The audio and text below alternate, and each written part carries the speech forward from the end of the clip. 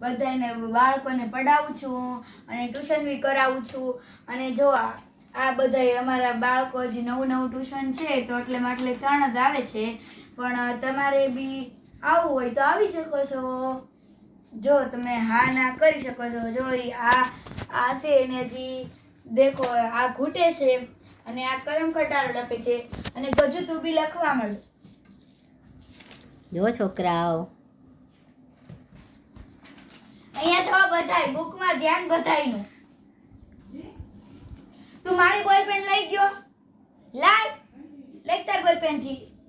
જો મિત્રો આ બધા છોકરા બહુ ગુડ ગર્લ છે અને બહુ શાબાશ છે. એટલે જો આ બહુ ચડાયો છે પણ આ સેજ નુબળો છે લખવામાં.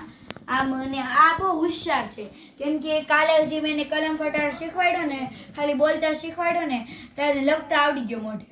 એટલે મારી સામે રાખો. એને બધું લખતા આવડી ગયું અને આને કકા કીકી કુ શીખવાડું છું. અહીંયા એક પ્રાણ આવ્યો. ઓરા આવતા જાવ. આ મને અહીંયા આમ દેખાય એમ અહીંયા બે જાવ. આ બહુ બધા ગુડ ગર્લ છોકરા છે. બહુ આમ બધું હું કહું ઈ જ કરે છે, બીજું કાંઈ નથી કરતા જ. પણ ઈ છે ને એક આ મારે ગજુ લખવા માંડને. હું લખું છું ગોતું. અહીંયા આ બગડા ગુટી નાખ. ચાકવામાં ન રહી ચાકવામાં. જો આ બીજી વખત કલમ ખટારો લખે છે. આ છોકરો બહુ ગુડ ગર્લ છે અમારે. આનો દર વખતે એક્ઝામમાં પહેલો નંબર આવે છે. આનો દર વખતે એક્ઝામમાં પહેલો જ 5 સ્ટાર લાવે. અને આ અમારે હોશિયાર છે, બીજો નંબર લાવે.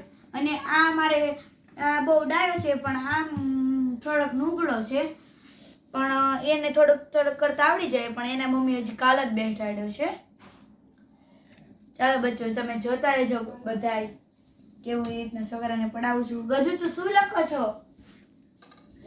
લાવ તને કલમ ખટારો લખી દો. ભલે ફાટી ગયા. ચાલો આ છે ને અહીંયાથી તો અહીંયા સુધી લખીને દેખાડાય.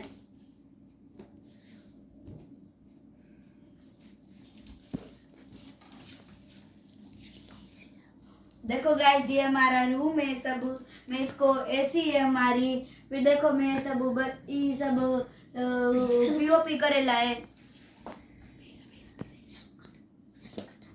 नहीं बेजा नहीं खेला.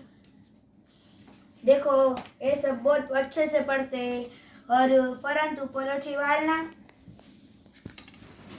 ये बहुत गुड गर्ल बच्चा है.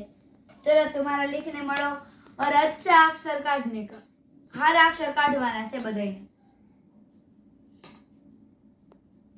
કેટલી વખત લખો છે શાન? 3 વખત. બસ એક વખત લખાઈ ગયું.